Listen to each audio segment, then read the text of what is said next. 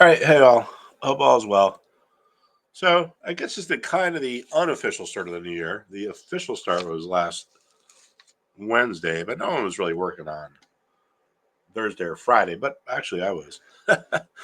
So anyway, let's go through the S&P 500. And as we know, a lot of times when we look at the S&P 500, we can get some insight into what's going on by looking at the sectors. There's 11 sectors, and fortunately, there are ETFs now that track these sectors. Spider, SPY, the S&P 500. The term SPY comes from the S&P 500. Uh, Actually, Spider comes from S&P 500 depository receipts. Not that it matters, but if we look at these sectors here, right, and that's what we're going to go do is we're going to go through is wow, look at that. Tech has become 33% of the market. Financials is not even 15%. So obviously, tech is firmly in control. Can you believe I when I first started doing this, energy was the biggest sector in the market. It's 3.2%. It's 1/10. All right. So I'm going to quit bitching about getting older because it's going to happen to you too. Interesting thing here. Notice how we can see levels that were resistance in the S&P 500 can become support. Now, I don't think you should take this for granted. The S&P 500 is like trillions and trillions and trillions of dollars, and yet somehow we get these precise levels. And if you're a fundamental investor or a value investor, there's no way you will ever understand how this happens. But if you're a trader and you listen to me, you can understand how it happens. It's because psychology. Resistance here became support here because sellers remorse. People buy here. People sell here and price goes higher. And, they're like, oh, if it ever gets back to my level, I'm going to buy my shares back. So remorseful sellers placing buy orders at the level that was resistance can make it support. The same thing happened here. Now, you might be saying, well, gee, Mark, I see that level that was support became support. Guess what? It's the same psychology, just manifested in a different way. People sold at the bottom and the price goes higher. And they're like, this sucks. If it gets back to my level, I'm going to buy my shares back. So remorseful sellers from here, placing buy orders from here, can make the level that was support become support. Seller's remorse is very common in a bull market, right? I mean, it goes without saying. People sell, the price goes higher, they regret selling. So seller's remorse can turn resistance into support. Seller's remorse can also not only turn resistance into support, but keep support intact. So this is the S&P. I mean, just to make it an even level, let's talk about 586.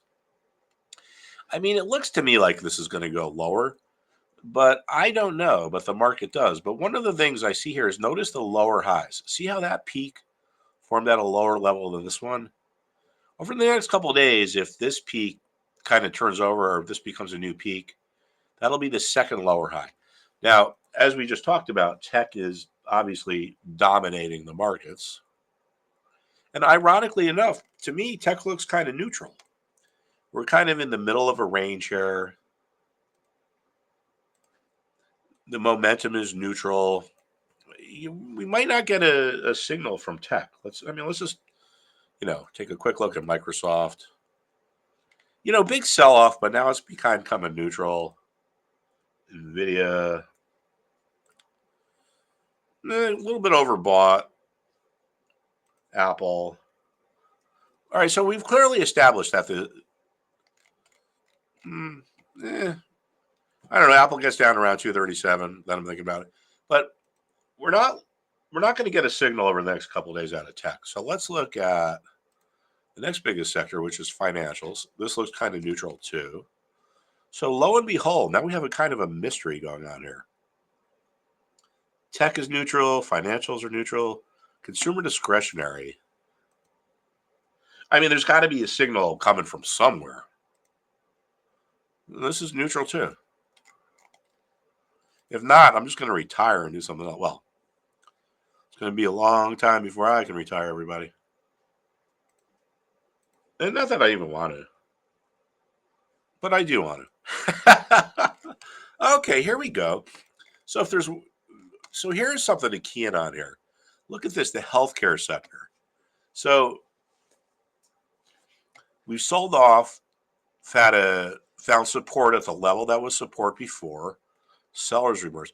So here we have something that, maybe short term is neutral, but it's at an important level. So moving forward, I think it's going to be really important to look at healthcare.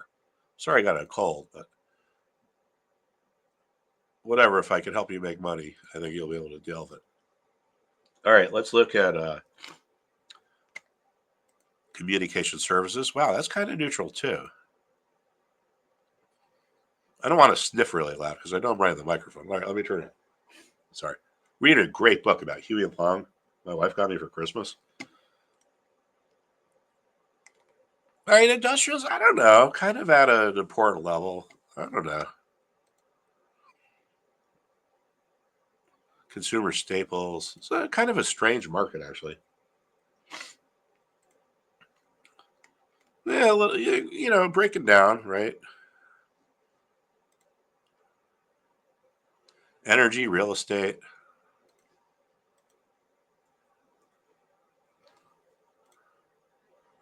All right. So equities, I think I've decided that the one, sometimes markets are kind of difficult to read.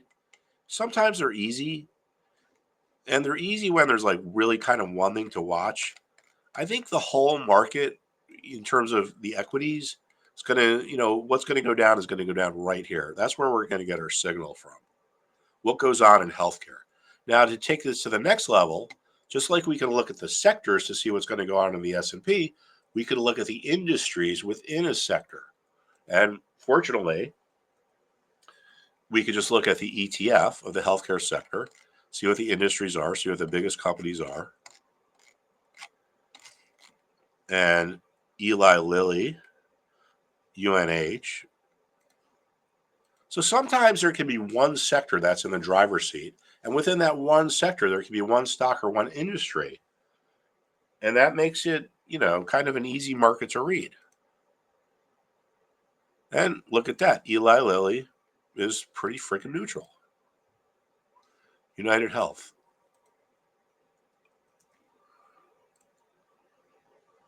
That looks kind of neutral too. All right, so I take it back. Hey, man, you can do that when you're in Annals. It's like being a weatherman. Yeah, it's like, am I rain? Am I not? All right, all right. I take it back once again. Here we go, and I am writing this down. Johnson and Johnson. What is driving the market, or I should say, the driver's seat of the equities, is healthcare sector. Johnson and Johnson is at a clear support level. I'll write that down. As goes Johnson and Johnson, I think goes the rest of the market. We're at a support level like we talked about. You get support at former support levels. Now, sometimes when you get to a support level, you rally like we did here. Why does that happen? Well, support is a large group of buyers. And sometimes some of these buyers start to think, gee, I might miss out. They know the sellers are going to go to whoever is willing to pay the highest price. So some of these sellers don't want to miss out. So they're going to increase the price they're willing to pay. Buyers. Some of these buyers don't want to miss out. So they're going to increase the price they're willing to pay. Other buyers see that and they do the same thing. And it could turn into it could turn into like a bidding war, right? A snowball effect. And if that happens here, if Johnson and Johnson heads higher, that's going to give strength to the broader markets.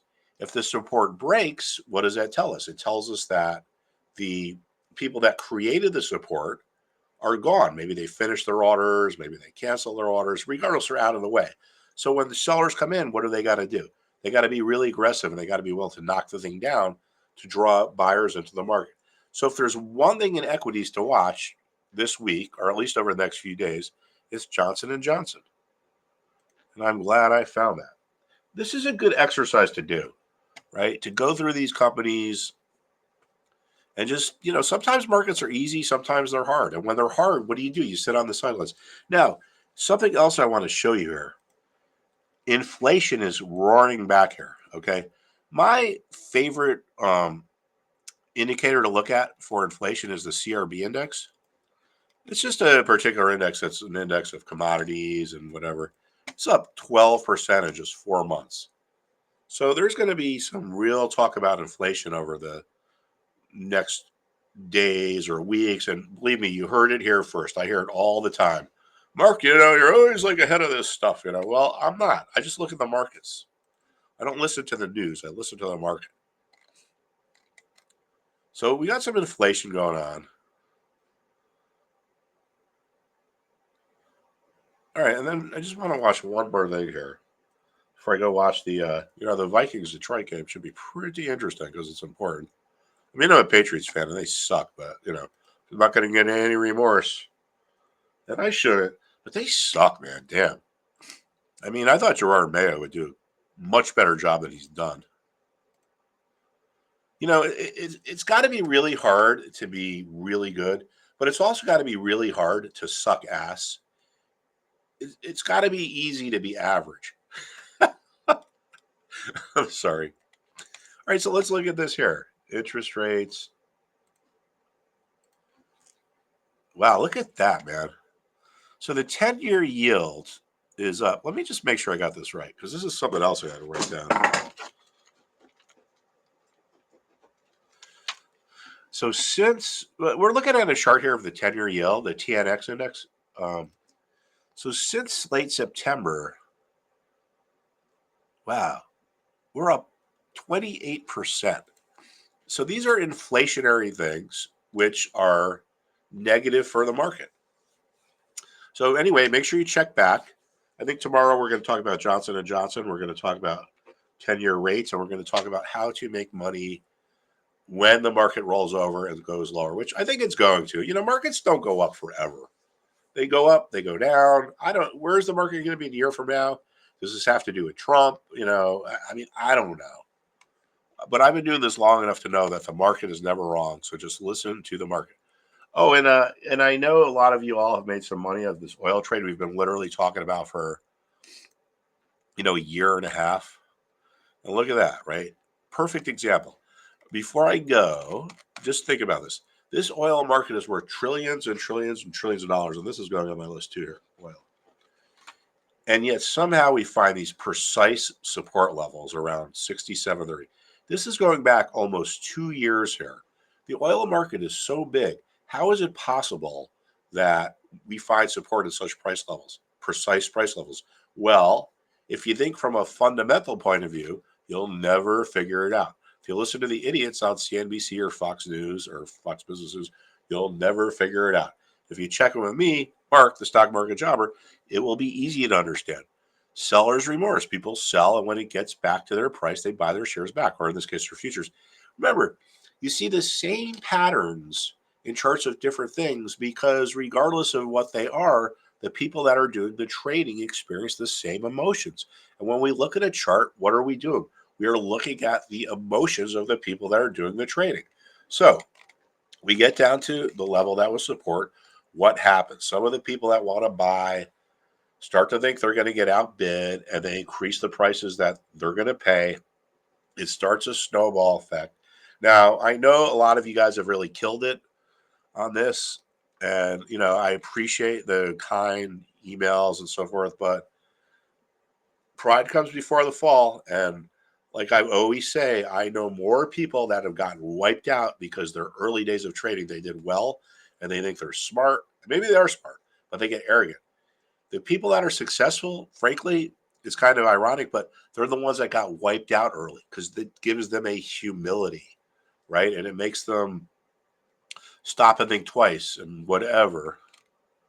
All right. Hopefully this helps. Make sure you come back tomorrow. And yeah, that's it. Thank you for my 15-minute rant. I hope this helps. And I'll see you all soon, everybody.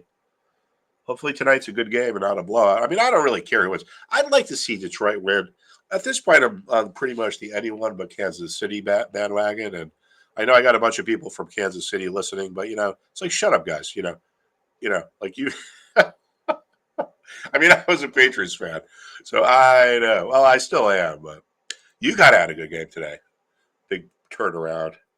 It's all about college basketball, my friends. I'll see you all soon. Thank you. Have a good night.